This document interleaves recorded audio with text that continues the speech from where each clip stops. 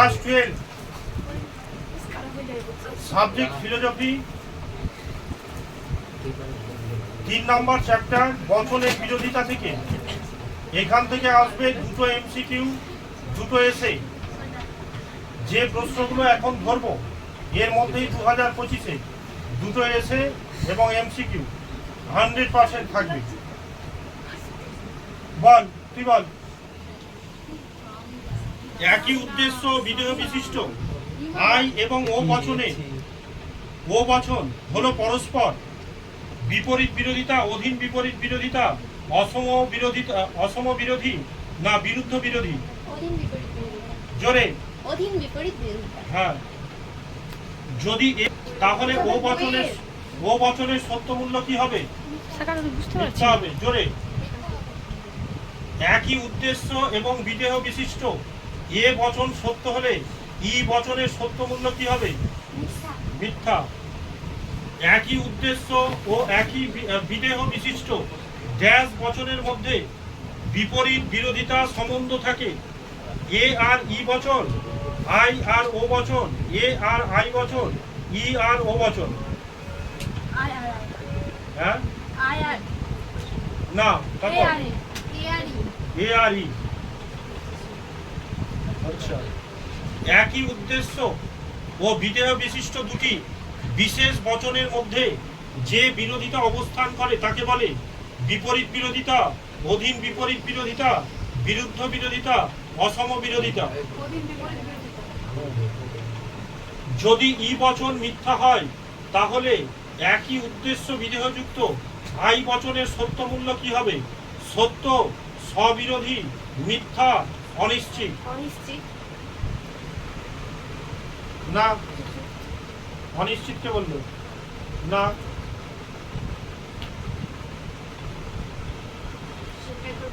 হ্যাঁ, বলবো না কেন? যদি ই বচন মিথ্যা হয় তাহলে বলেছে যে একই উদ্দেশ্য বিধেয়যুক্ত আই বচনের সত্য মূল্য কি হবে? সত্য, স্ববিরোধী, মিথ্যা, অনিশ্চিত। মিথ্যা। বচনের বিরোধ অনুমান হলো এক প্রকার: মাধ্যম অনুমান, অমাধ্যম অনুমান, ন্যায় অনুমান, যৌগিক অনুমান। হ্যাঁ, অমাধ্যম অনুমান। অধীন বিপরীত বিরোধিতা হয় এ এবং ও বচনের মধ্যে, এ এবং ই বচন, আই এবং ও বচন, ই এবং আই বচন। হ্যাঁ। যদি ই বচন মিথ্যা হয় তবে একই উদ্দেশ্য বিধেয় বিশিষ্ট বিধেয়যুক্ত এ বচনের সত্য মূল্য হবে অনিশ্চিত। অনিশ্চিত। একই উদ্দেশ্য বিধেয় বিশিষ্ট দুটি সামান্য বচনের মধ্যে যে বিরোধিতা অবস্থান করে তাকে বলা হয় বিপরীত বিরোধিতা, অধীন বিপরীত বিরোধিতা, অসম বিরোধিতা, বিরুদ্ধ বিরোধিতা। বিপরীত বিরোধিতা। অসম বিরোধিতার ক্ষেত্রে যদি বিশেষ বচন সত্য হয় তবে সামান্য বচনের সত্য মূল্য হবে সত্য, মিথ্যা, স্ববিরোধী, অনিশ্চিত। মিথ্যা। না, তারপরে কি আছে? অনিশ্চিত। ও বচনের বিরোধিতার ক্ষেত্রে সামান্য সদার্থক বচন সত্য হলে একই উদ্দেশ্য বিধেয়যুক্ত বিশেষ ননর্থক বচনের সত্য মূল্য হবে সত্য, মিথ্যা, অনিশ্চিত, কোনটি নয়। মিথ্যা। এ বচনে বিরোধ অনুমান হলো এক প্রকার: মাধ্যম অনুমান, অমাধ্যম অনুমান, ন্যায় অনুমান না যৌগিক যুক্তি? মাধ্যম অনুমান হবে না অমাধ্যম অনুমান হবে? একই উদ্দেশ্য বিধেয় বিশিষ্ট ড্যাশ বচনের মধ্যে অধীন বিপরীত বিরোধিতা দেখা যায় ই এবং ও বচন, আই এবং ও বচন। হ্যাঁ। এ বচনের সত্য মূল্য হলে সম উদ্দেশ্য বিধেয়যুক্ত ও বচনের সত্য মূল্য হবে মিথ্যা হবে। এই যে এমসিকিউ, এই কটার মধ্যে দুটো আসবে। তারপরে হচ্ছে এসে প্রশ্ন, শর্ট অ্যান্সার। বল, অসম বিরোধিতা একটি দৃষ্টান্ত দাও। অসম বিরোধিতার একটি দৃষ্টান্ত হলো এ বচন সকল মানুষের মরণশীল, আই বচন কোনো কোনো মানুষের মরণশীল। তারপরে কি বল, সকল মানুষ হয় বিচার বুদ্ধি সম্পন্ন জীব, বচনটির বিপরীত বিরোধী বচন কি হবে?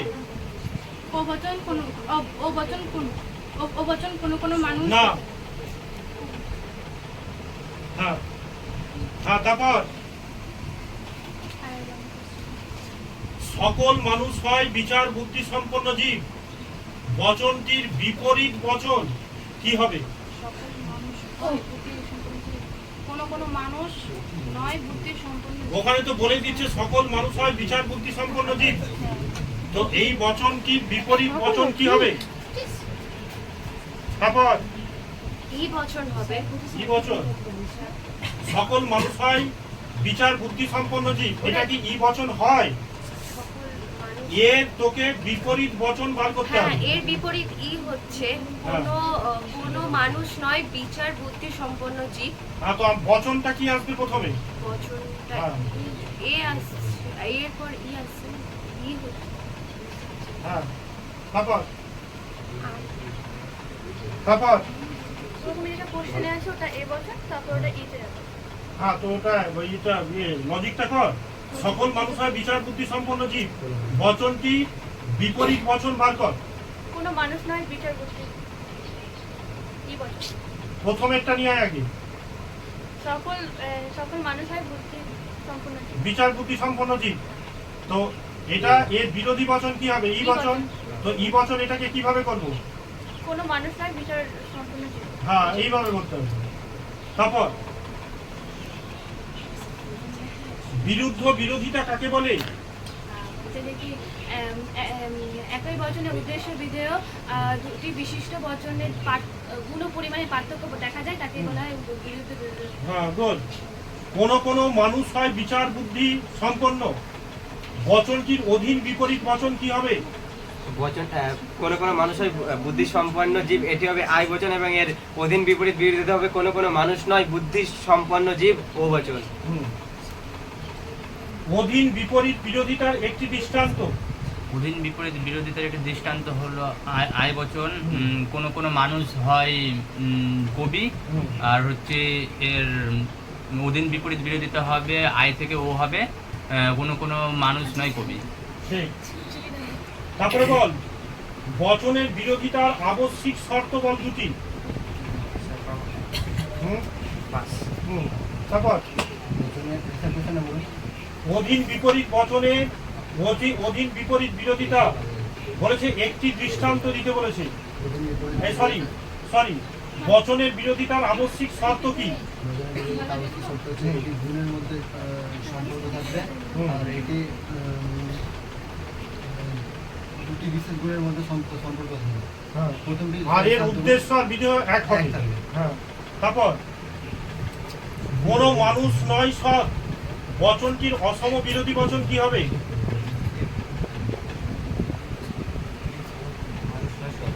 কোনো মানুষ নয় শব্দের অসম বিরোধিতা বচন হবে ও বচন কোনো কোনো মানুষ নয় শব্দ। গুড। বিপরীত বিরোধিতা এবং অধীন বিপরীত বিরোধিতার মধ্যে পার্থক্য কি? হ্যাঁ, সামনে বচনটি সত্য হলে বিশেষ বচনটি সত্য হবে, এবং যদি বিশেষ বচনটি সত্য হয় তাহলে সামনে বচনটি সংসারিত বা অনুষ্ঠিত হবে। হ্যাঁ। তারপর অসম বিরোধিতার সত্যতার নিয়মটি কি? অসম বিরোধিতার সত্যতার নিয়মটি হলো সার্বিক বচনটি যদি সত্য হয় তাহলে বিশেষ বচনটি সত্য হবে, কিন্তু সার্বিক বচনটি সংসারিত হবে। উভয় বচন একই সঙ্গে সত্য নয়, এটি কোন বিরোধিতার সত্যতার নিয়ম?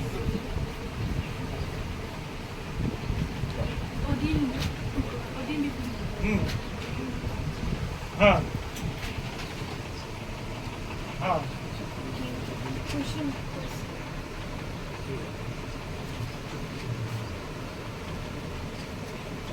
বললাম উভয় বচন একই সঙ্গে সত্য নয়, এটি কোন বিরোধিতার সত্যতার নিয়ম? মানে দুটি বচনই সত্য হবে না, সত্য নয়, এটি কোন বিরোধিতা? বিপরীত বিরোধিতার মূল দুটি শর্ত উল্লেখ কর। বিপরীত বিরোধিতার মূল দুটি শর্ত হলো উদ্দেশ্য বিধেয় পার্থক্য থাকবে, এবং উদ্দেশ্য বিধেয় পার্থক্য থাকবে, একই থাকবে। তারপরে না না তারপরে না, ওখানে শেষ হয়নি তো। উদ্দেশ্য বিধেয় একই থাকবে, গুণ আর পরিমাণে পার্থক্য থাকবে। হ্যাঁ, ওটাকে বলবে বচনের বিরোধিতা। কি বল, বিপরীত বিরোধিতা এবং বিরুদ্ধ বিরোধিতার মধ্যে পার্থক্য কোথায়? বিপরীত বিরোধিতা হচ্ছে মানে উদ্দেশ্য বিধেয় হচ্ছে পার্থক্য থাকবে না। আমি বলবো হ্যাঁ, বিপরীত বিরোধিতা হচ্ছে যে বিপরীত বিরোধিতার দুটি সামান্য বিশেষ থাকবে, আর বিরুদ্ধ বিরোধিতার মধ্যে বিপরীত বিরোধিতার মধ্যে দুটি সামান্য থাকবে, কিন্তু একটি বিশেষ একটি সামান্য, আর হচ্ছে যে কি আরেকটি হচ্ছে যে কি একটি উদ্দেশ্যের মানে গুণের পরিমাণের সঙ্গে নির্ধারিত হবে, আর হচ্ছে যে গুণ ও পরিমাণের সঙ্গে পার্থক্য থাকবে। তারপর যদি এ বচন সত্য হয় তবে এর বিরুদ্ধ বচন অসম বিরোধিতা সত্য মূল্য কি হবে? যদি এই বচন সত্য হয় তাহলে এর অসম, হুম, যদি এ বচন সত্য হয় তাহলে এর অসম বিরোধিতা বচন বিশেষ বচন হবে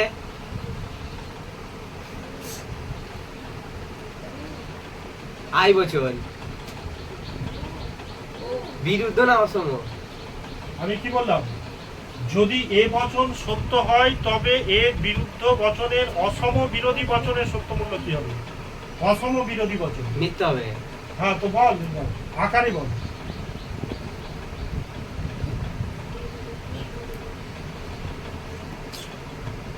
হবে না। তারপর এর বিরুদ্ধ বচনটি হবে ও। হুম, ও এর অসম অসম বিরুদ্ধ অসম ওটা হবে হচ্ছে ই বচন। ইয়ের তারপর হচ্ছে এ বচনের আরেকটা প্রথমে প্রশ্নটা কি? হ্যাঁ, এ বচন সত্য আর ইয়ে আই বচন কি হবে? এই ই বচন মিথ্যা মিথ্যা হবে। হবে। তারপরে বল অধীন বিপরীত বিরোধিতা সত্যতার নিয়মটি কি? হুম, তারপর সত্যতার নিয়মটি হলো প্রথম বাক্য মিথ্যা হলে অপরটি সত্য হবে, এবং প্রথম বচনটি যদি সত্য হয় তারপরে বচনটি হবে সংশয়ার্থ। ঠিক। অসম বিরোধিতার একটি দৃষ্টান্ত দাও। হুম, তারপর হুম, হুম। অসম বিরোধী বচনের একটি দৃষ্টান্ত দাও। সকল মানুষ হয় মনসিক এ বচন এবং কোনো মানুষ নয় মনসিক ই বচন।